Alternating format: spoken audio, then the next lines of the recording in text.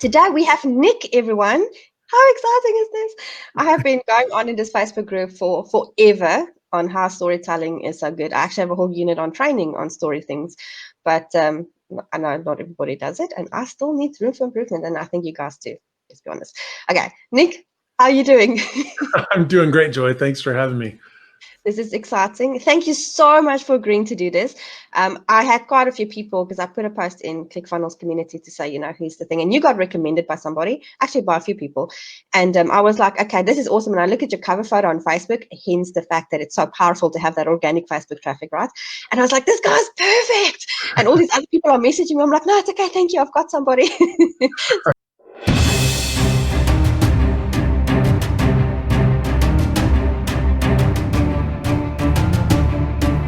This is really cool.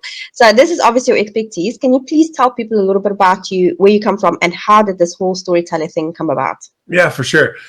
So I'm Nic Fitzgerald. A lot of people refer to me as the Friendly Giant. I'm a husband, father, best-selling author, and a storytelling marketer. And I'm the founder of Friendly Giant Films. It's a video production company that I started to be able to help people use videos to tell their stories and all that kind of stuff. And I'm based in Utah in the USA.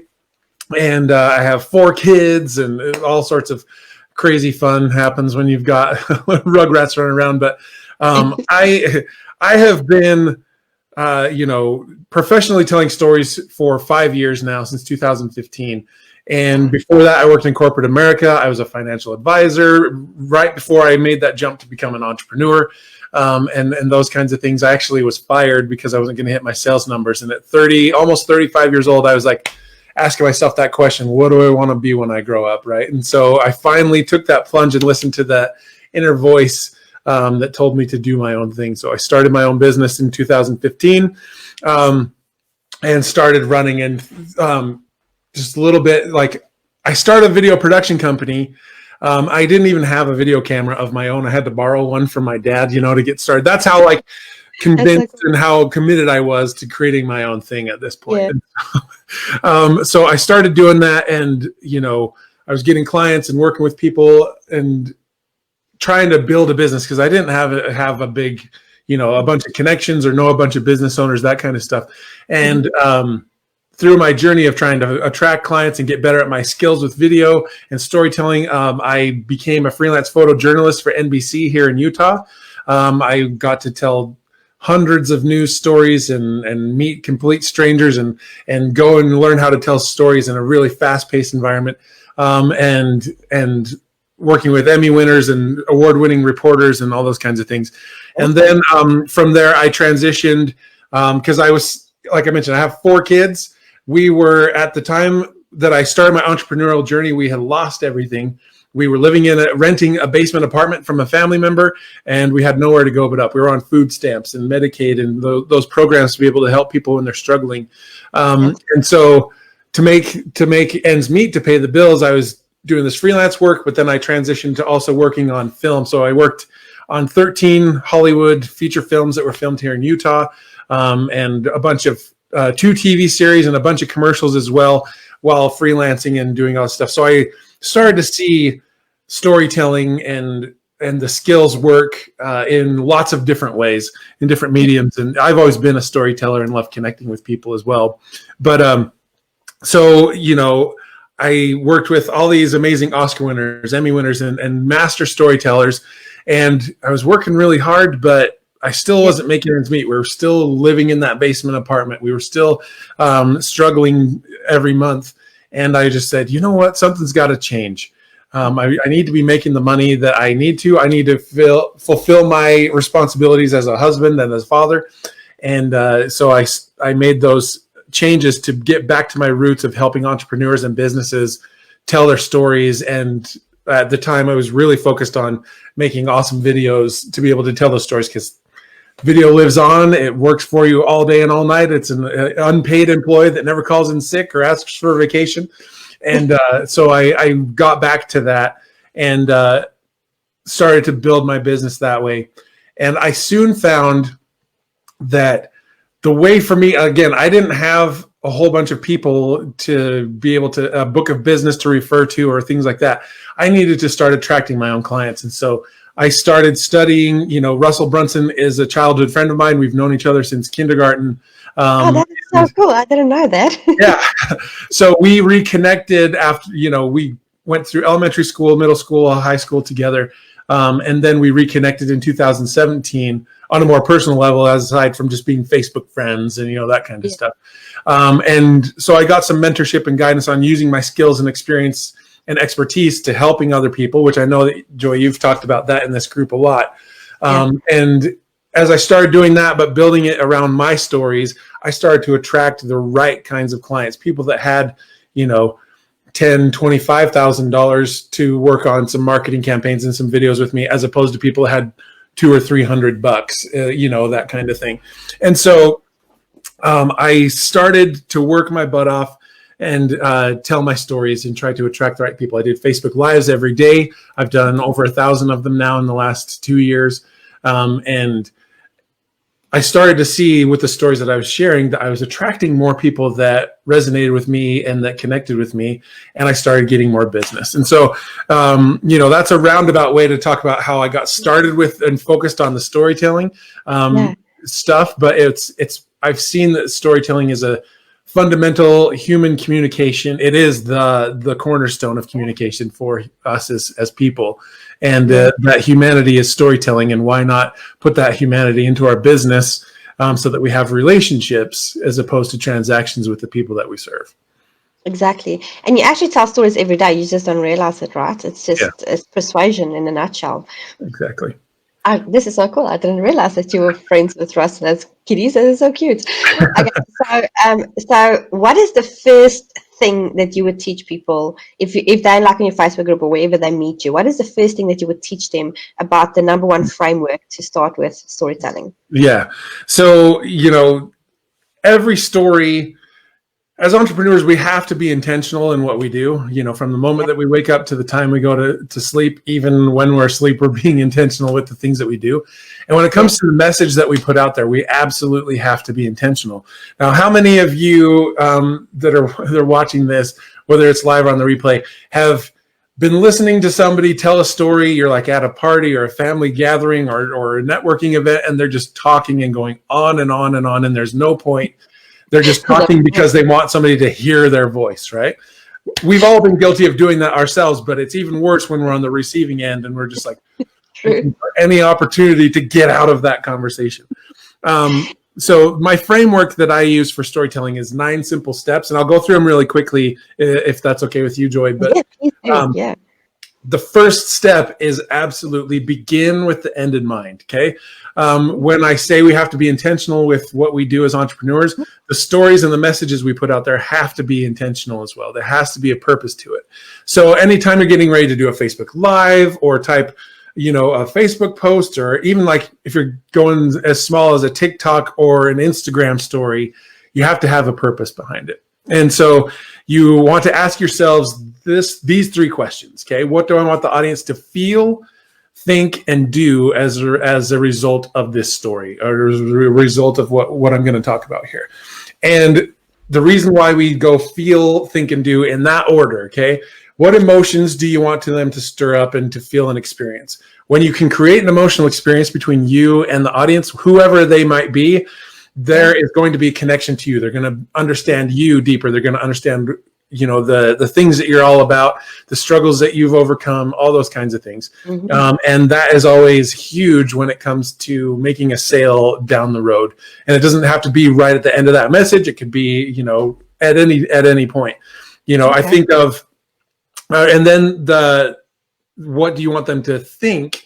After you engage the emotions, then you want to get the thought processes going so they can see and start thinking about how you can benefit them and how they can, progress with your help. And then what action do you want them to take? Whether that's subscribe to your YouTube channel or opt into your email list or buy this product or service or whatever it might be. You have to have that determined, because I don't know how many of you guys and gals have had this happen, but when it comes to, I hear people talk to me all the time, my clients or people that are struggling with storytelling, they come from one of 2 places. They're either, I'm kind of boring and not interesting. I don't have a story to tell. Like, who's going to listen to it? I don't have something cool or engaging to tell. Or they think, I have lived a whole life full of experience, but I don't know where to begin or what to share versus what to keep private, those kinds of things. When you begin with the end in mind and you set that intention, then you can reverse engineer and you understand and can see your experiences and the stories that you have experienced that you can share that will lead them to your audience to that conclusion as well. Okay. So that's the first step, is beginning with the end in mind. Have an intention, ask yourself what you want the audience to feel, think, and do. And when you do that, the stories will start to reveal themselves. Okay. Okay. So step number 2 is all about the structure of a story. It's funny. People laugh when I say this, but every story has 3 simple things: a beginning, a middle, and an end, right? I talked about just a minute ago being stuck at an event with somebody who's just going on and on and on, right? There are those instances where there might not be an end, but like every story has those 3 things, but every great story does specific things within each one of those areas that get the audience to buy in, to join you on the journey, to support your cause and go on with you and want you to succeed and celebrate in your victories as well. Okay. So, when you, again, are intentional and then you follow the structure, in the beginning, you want to do some very specific things. In the middle, it's all about conflict and, developing those kinds of things. And then the end, of course, is the resolution and call to action type of things that you want your audience to have. So after that, step 3 goes into some of these tactical things that you do within these 3 areas. And the first one is introducing the conflict early. So that's step number 3 in this framework. Okay. And when you do that, again, I'm a big Star Wars nerd. If you're watching this on the video, you can see I've got a bunch of, I've got Darth Vader over my shoulder, and, behind my microphone, there's a stormtrooper and all these kinds of things. But I use that as a great example of introducing the conflict early. When that movie, Star Wars A New Hope, episode 4, when that starts, the first sentence in the title, the crawl, the words that go up the screen says, it is a period of civil war. So the conflict is introduced immediately. And then the first thing we see is a space battle with these ships, right? And then we go inside the ships and see the battle there. And then we go down to the planet where the conflict takes us to Luke and the other characters of the story. When you introduce the conflict early, it sets the stage, draws that line in the sand for the audience to either come with us as business owners, as marketers. We want them to choose us, or we want them to go away. We don't want people who don't like us to be taking up any of our time or space. So when you introduce the conflict, you get them to make a decision quickly. And obviously we want that to be to side with us or to go away completely. But when we also can engage those emotions, they understand our cause. Like in Star Wars, we see the stakes, or we see the level of pressure that the rebels are, what they're fighting against. They have a huge enemy that they're outmanned and all these kinds of things. That draws us in as an audience and helps us side with them and support their cause. And it's the same kind of thing with you. Okay. So next, step 4 is introducing the key characters. Every story has a main character. You're the hero of your story. I know that Joy has talked about, some of the Epiphany Bridge type stuff and the hero's 2 journeys and things like that. You're the hero of your story, but you didn't go on that journey alone. Okay. There were supporting characters. There are spouses or partners or mentors and guides and friends, family members, and, the enemy, the people that bring the conflict into your world. You need to introduce them and bring them into the story, because one, it shows your audience that they're not on a journey by themselves as well, that they can't overcome their challenges, but then it also introduces different points of view that support your cause. You think of the rebellion again, we have the droids of R2-D2 and C-3PO. Then we meet Luke Skywalker and Obi-Wan Kenobi and Princess Leia and Han and Chewbacca. And we see these different perspectives and how the cause and the things that you have been working on and developing affect more than just yourself. And that helps the audience buy in. Okay. Yeah. Okay. Then step number 5, and you can pause me anytime if you have questions. That is good. I just want to ask, does anybody have questions so far? We've got people live on here. I just want to see if anybody has got questions. But yeah, go for it, Nic. This is like, I am learning so much. Okay. That's what this is for. So step number 5 is naming an enemy. You know, I talked about drawing a line in the sand. We have to, there is a person, an entity, whatever it might be, that brings the conflict to us. It could be, you know, what happened with me when I was a financial advisor. I was in a partnership that failed. Two of my partners decided they wanted to go on themselves. I had to restart my business, and I was fighting against all these other, you know, advisors in my firm and all these types of things. I don't name them specifically by name because, you know, I still have some relationships with some of them, and I don't want to like slander and things like that. But if you can name it by name, that's fine. For me, I just say like my former partners or my financial firm, right?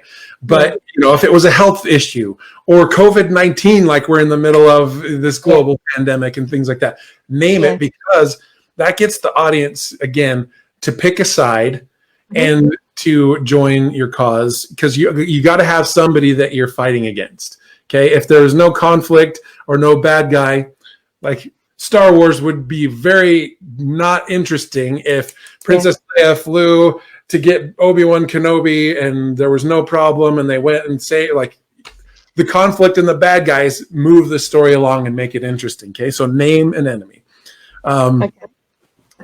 Step number 6 is raising the stakes. You know, every story has conflict, but if the conflict never stays the same, or if the conflict never like grows and becomes more intense, there's no motivation for the characters to grow. Like I mentioned my really briefly part of my story, like I was fired, I started my own business, I freelanced for NBC, I worked in film and TV and commercials, and then now I help entrepreneurs, you know, with their storytelling and those kinds of things. While all of those things are true, I didn't get into the conflict. Like I lost my job, so that was the conflict that got me started. But the reason why I took a freelance job, which wasn't what I wanted to do or what I intended to do, is I needed to feed my family. I had to make ends meet and take care of my wife and my kids. And that's what led me into film, because I was doing everything myself, all the lighting, all the camera work, doing the interviews on the news stories, doing the editing and the post-production, all of these things. And film, I wanted to see what it was like to be able to specialize in one area and get really good at it. And so that's what I did. And I learned and I got really good in the lighting and the camera departments in films, as well as just learning the whole production process on a grander scale. But what led me to getting back to my roots with wanting to help entrepreneurs is, I mentioned I was on food stamps and Medicaid and those kinds of things. I found out it was July 7th, 2017. I got a call from the state of Utah that I was being audited to see if we had received too much assistance in those programs. And I was so frustrated because I was working really hard and making very little money. We were living below the poverty line. I made $25,000, you know, the previous year. Wow. And so I was so frustrated that something had to change, right? So when now looking back, you feel more of a connection to me, knowing that I went through these other things, and I didn't go way deep into all of those things. But now you can see how the conflict in my life led me to the next step, to the next step, to the next step, right? And that's the same with any type of movie that you watch or TV show, especially.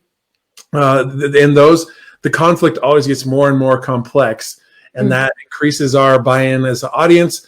That's the reason the conflict and the victory that we see in films and movies are the reasons why people go to the movie theater over and over and over and watch the same movie 8 times while it's in the theaters, who make elaborate costumes and go to conventions and all these kinds of things, right? And you can have that same type of response with your audience. You know, Russell Brunson has that with the ClickFunnels community. He literally walks on water in the eyes of that community. And it's because he has shared his stories and we understand the struggles that he's come through. And the same goes for you, okay? So that's step number 6, is raising the stakes. Step number 7 is all about being detailed. You know, if you gloss over the details, like I mean, by details, I'm talking about sights and smells and emotions and feelings and the people who are around and all those kinds of things. When you can get detailed in those areas when you're telling your stories, again, it creates more connection points between you and the audience. I have a video that I created for my business where I tell a little story about going to the movies with my grandma when I was a kid. And it's amazing. You know, I talk about the first line is like, one of my fondest memories is going to the movies with my grandma, right? And while not everyone might not have the greatest relationship with their grandparents, everyone has a grandparent, so there's a connection point.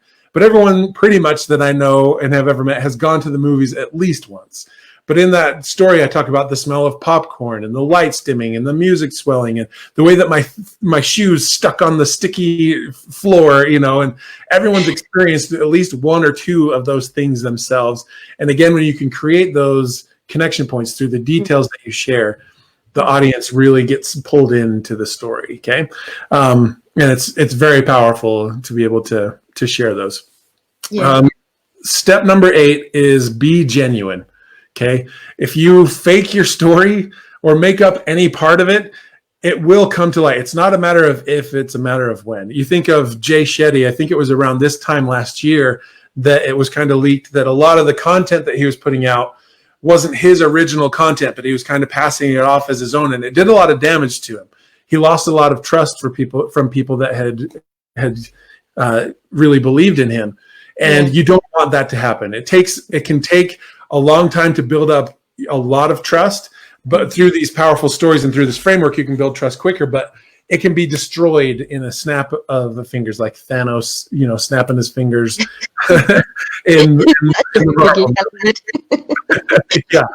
And so, and it's really hard or almost impossible to rebuild it once that trust is gone. Okay. Yeah. So be genuine, don't make up parts of your story, but also don't feel like you have to cry or make yourself get emotional when telling these stories, because when you fake that kind of stuff as well, unless you're Tom Hanks, or it does not translate well through the camera or to the audience. It's very see-through, transparent. Okay, so be genuine, and when you are being genuine and coming from a true place of just wanting to connect and wanting to serve and help people, then the power that comes through this or through your stories is so much more powerful. Like, you know, I know a lot of you, I don't know, I just joined the group today and I'm excited to be a part of it, right? I don't know many of you or any of you outside of Joy, but now through just this little, you know, these last 20 minutes or so, you're getting to know me, and we're building a relationship. Whether you realize it or not, you're understanding who I am, right? So that's what the genuine side of things really can just magnify, you know, the impact of your story. And then lastly, the last step, number 9, if you ignore this step, all of the other 8 steps before it are completely useless. And it is do it now, don't wait. Okay. If you don't tell your story, if you keep talking yourself out of it, if you keep putting it off, and saying, oh, well, when I have 5,000 followers, or when my audience is bigger, or when I make X amount of dollars in my business, then I'll go ahead and publish. When you do that, you are shooting yourself in the foot and missing out on an opportunity to grow your business and to give yourself a raise with your income and all these kinds of things. But most importantly is you're keeping the people that you are called to serve and that you're building your business for. You're keeping them in pain and in the dark. There are people searching for your voice right now. Now, they might not know that they're looking for Joy right now by name, but when they hear Joy's voice and her message, they're going to recognize it. It's going to resonate with them, and it will change their life. Just the same as with you. Okay. And I cannot tell you how many times, especially when I was starting out, I know a lot of you are in the beginning parts and building, and you're wearing a lot of hats, and you're trying to build websites and funnels and email sequences and doing your books and doing all the fulfillment of the products and all these things. There's a lot of things to do. But I cannot tell you how many times, even during the times when I didn't think anyone was listening, I go to events, I've been able to speak at Funnel Hacking Live. I've been able to do some amazing things in front of people, and I go to these events and I get messages in my direct messages several times a week from people who I didn't even know existed before that moment. Thanking me for my story, or thanking me for this product or for this thing, like how it helped them overcome X, Y, and Z, or how they understood just that they weren't alone in their journey and that they could overcome their struggles because they heard of my story overcoming mine, right? And it's an amazing experience and feeling to be able to have that. And not that you're doing and telling your stories and doing your marketing to get that response. It just happens, right? It happens, exactly. Without you knowing it, you have no idea the impact. And some of those people have never become clients of mine or that kind of stuff, and that's totally fine. If my message that day that they heard made a difference and an impact and inspired them or motivated them, helped them to have the courage to keep going forward, then that was worth it. And I think as entrepreneurs, you know, we have to sell. Like, I'm in business to make money. I have a house and I have kids and I have a family to provide for, all that kind of stuff. If you're not in this to make money, you're lying to yourself because you have to. But when you put your best stuff forward and you serve and you give and you're sharing your stories while you're doing it, then like the reward is so much more than a financial, you know, a check or a deposit in your account. You have true impact and influence to be able to help people to move forward and improve their lives. And that is the power of storytelling. Like I talked at the beginning, humanity is storytelling. Civilizations have been built, destroyed, and everything in between based on the legends and the stories that were shared. Oh, definitely. That is so, so true. Yeah. So, and also just a note, like, you don't always know who's watching you. This is the thing. Sometimes people are watching you and you just like, what? I didn't even know you were following me. And this has happened to me multiple times. And I can imagine, Nic, with you hundreds of times, I'm sure, that you don't realize that people are following you. Now, I've got a question for you on all of this. So, and guys, if you have questions, just ask. I see we've been dropping and people are picking up and coming on and off on the go live here, but I know they'll catch a replay.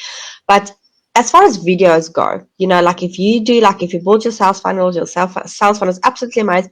What is the type of video that you have to put in as your introduction to your service or to you as a person, you know, as like your introductory video? Right. So for me, with my film background, I like the higher production value type of story or video.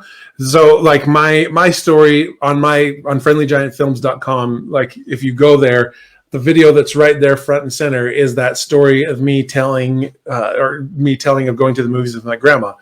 But what I did instead of it just being a talking head telling the story, I actually, you know, got my family members together and we reenacted going to the movies. So like I got a movie theater before it was open and things like that. And we kind of did like a reenactment of it. But whether you know, not everyone has a budget to be able to do that, but like whether you're sitting in front of your laptop and using your webcam or your phone or things like that, the important part is if you are comfortable and confident in the message that you're putting out there. You know, a lot of on my funnels, I have this framework masterclass that I just launched a few weeks ago. On it is just like a selfie type of video that I did with a handheld little point and shoot camera, right? And it converts and it gets things done. It's the message. If you can get the message locked down and identified and built, then it doesn't really matter how great it looks. Obviously, there are some things that you can do to make your videos look better than others. But when you can structure the message the right way, then it's amazing. But I love being able to create a visual story that supports and anchors the whether it's the words or the where the visuals magnify the message and things like that. So you know, a lot of my marketing and video marketing that I do is through Facebook Lives, to be honest. I have a group or a page that I go live in multiple times a week and I teach and give value and that kind of stuff.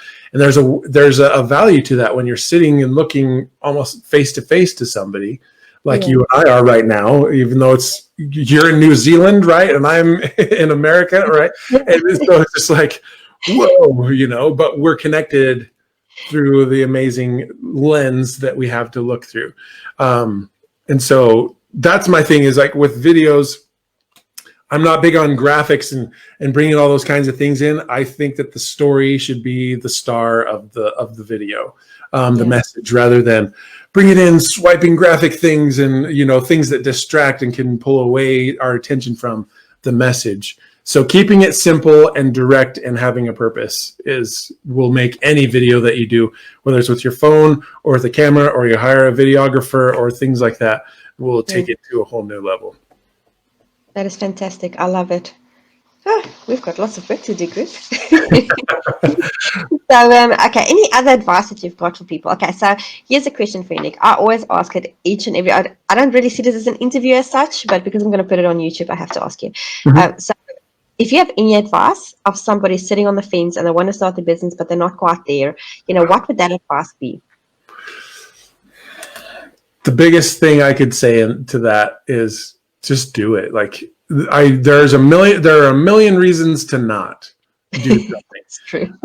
But I always say to never let your mind talk your heart out of doing something.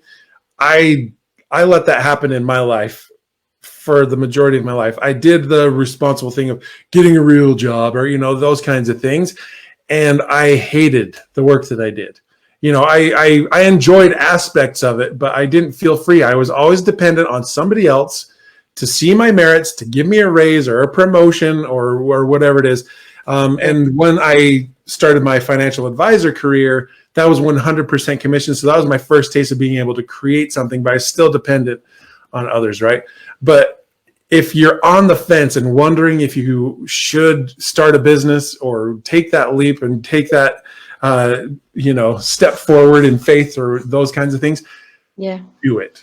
Like, do it now. Don't wait. Like just like step 9 of the framework.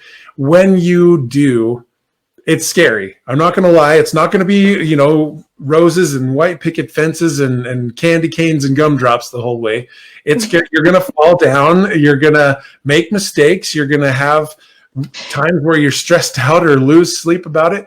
But for me, that is 100% worth everything else to be able to be in control of my own destiny, to be able to serve people how I am best built to serve them, and to be able to go forward that way.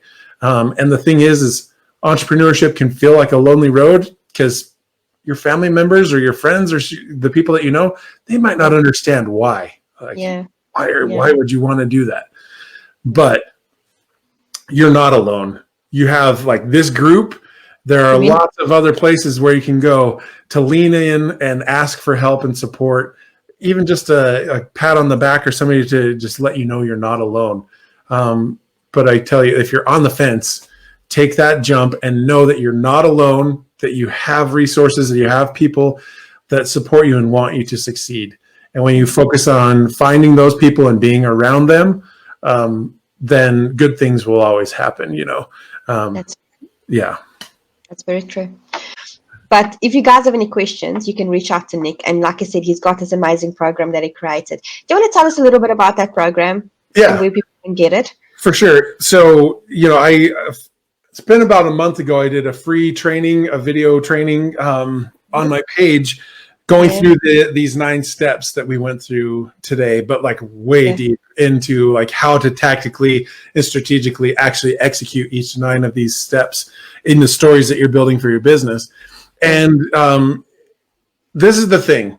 I know all of you are figuring things out, and you might have gone through like a challenge or things like that. And there's focus, and you hear these gurus and you hear the marketing celebrities. Like my friend Russell, he says this all the time. He's like, publish every day or tell your stories, and it's amazing. And you go to their events or their challenges or listen to their webinars, and you hear them tell story after story after story, and you know how it affects you. And you hear them tell you that you need to be telling your stories too, but you don't get like the tactical nuts and bolts on how to actually start building your stories. They don't tell you what needs to go into the stories for your business, and then they don't show you how to structure and place those things into the story so that they get results, right? And so I saw the frustration that's come. I've been a storyteller my whole entire life, and I've been able to make a lot of money doing it for my own business to help get the right kinds of clients into so I know that it works for me, but I wanted to be able to, it's all in my head and I execute it every day. So I wanted to put this together to give you guys the nuts and bolts onto how to actually craft your stories intentionally so that you can sell like the gurus do. I think of Tony Robbins and Dean Graziosi and Russell Brunson did a launch for, it's called the Knowledge Broker Blueprint. Yeah. And they did a launch earlier this year. They did a launch last year. And those guys are, Russell's soon to be a billionaire, but the rest, they're all billionaires. They could say, hey, we created this course, go and buy it. It's awesome. And people will go and buy it. But they told for like 2 hours, they just told story after story after story that reinforced the point that their course would work for people. And they made like hundreds of millions of dollars in sales from one webinar. It was insane. And so you've seen it happen. You've seen it work. You've bought products and services based on the stories that you've heard. And these gurus and the marketers, like, they're not, they aren't sharing sharing these things with you. And it's not because they want to keep you down or they're trying to be, they're, evil in some way. It's just, that's not their business. Their business is the thing that you bought from them. They just use stories to help tell it, right? And so they don't have the time nor the interest in breaking down how they craft a story for their business, because that's not their business model, right? And so it sets you up to fail in a way, because you're comparing yourself to them. You see what they do, and then you try it, or you go through and you get overwhelmed or whatever, and so you don't do it. You keep quiet and you keep it to yourself, or you try and figure another way out to do it, or you feel embarrassed because it didn't work the way it was supposed to, or you just not as good. Right. This is designed to help you overcome that, to level that playing field between you and the marketing gurus and the sales, the people that you see and study and follow and pay, and give you the unfair advantage over your competition. Like, it drove me nuts when I was starting out, when I saw people who weren't as talented or as cool as I was, right?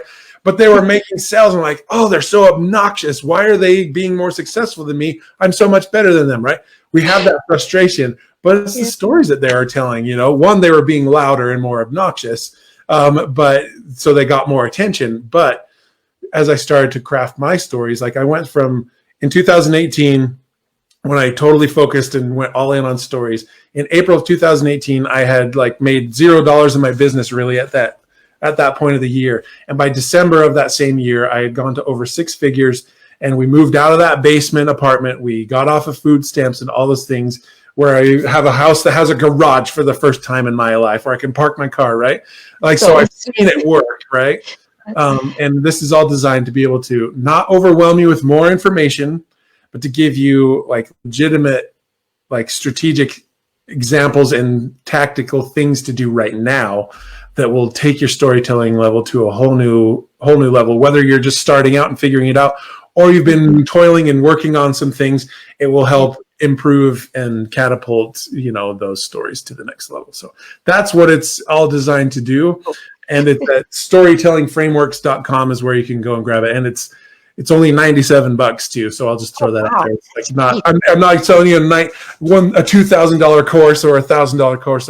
I wanted to give everyone the opportunity to not be priced out of having the tools and resources that they need to get started, especially. So that is really cheap. Well done for making it that cheap. We'll definitely pop a link in here for that as well. But wow, that's impressive. Yeah, I was thinking, it's like, it's probably going to be like about $500, $600, because that's about the average for those type of things. So that's awesome. Does anybody have any questions before we go off on this? Let me just double check my phone. I've got people liking the video, loving the video, but no questions. I think it will probably be one of those things where people will have questions afterwards. Yeah. And then I can just reach out to you. You've got your Facebook group or your Facebook page? Yeah, I have. It's just Nic Fitzgerald, NIC. It's an entrepreneur page that I go live from a bunch. But I like making friends too, so you can friend request me as well. I'm going to be in this group as well. So like on this post, tag me or ask any questions, and I'm happy to answer any that you have in the group, so that we can all learn. Or if you're a little bit self-conscious, feel free to send me a message too, and we can talk that way as well. Yeah, and guys, it's just when you start out telling stories, you're gonna suck. I mean, let's be honest. I told my first story about 1.5 years ago, now probably closer to 2 years, and I sucked. I really was so bad at it. But it doesn't matter, because the more you do it, the more you get better. And I'm still not great, but I can at least, I've reached a point where at least when I tell a story, depending on who it is for and where I do it, I can make a sell. I've proven that to myself. And that's why we got Nic on here, to make us better, because it is so incredibly powerful if you can nail it down and just do it. So I would strongly recommend go and check out Nic's program. He's very well known in the ClickFunnels community, so just really, I think he is definitely the guy that's going to help us all, me included, with all of this. So this is awesome. Thank you so much, Nic. I really appreciate you. This has been fantastic. A lot, and I'm sure the people that's going to catch the replay on this is also going to learn a lot. And Nandi, do you have any questions? Because Nandi is like my star student. Let me just tell you this. She inhales everything. So she always has like 1,000,000 questions. And she says, please post the link. Okay, cool. All right, so any questions, let us know. And like I said, Nic is going to be in here for a little while, and he's going to answer questions. Yay, exciting stuff. Thank you so much, Nic. Have a good day. We'll talk soon. You too, Joy. Bye. See ya.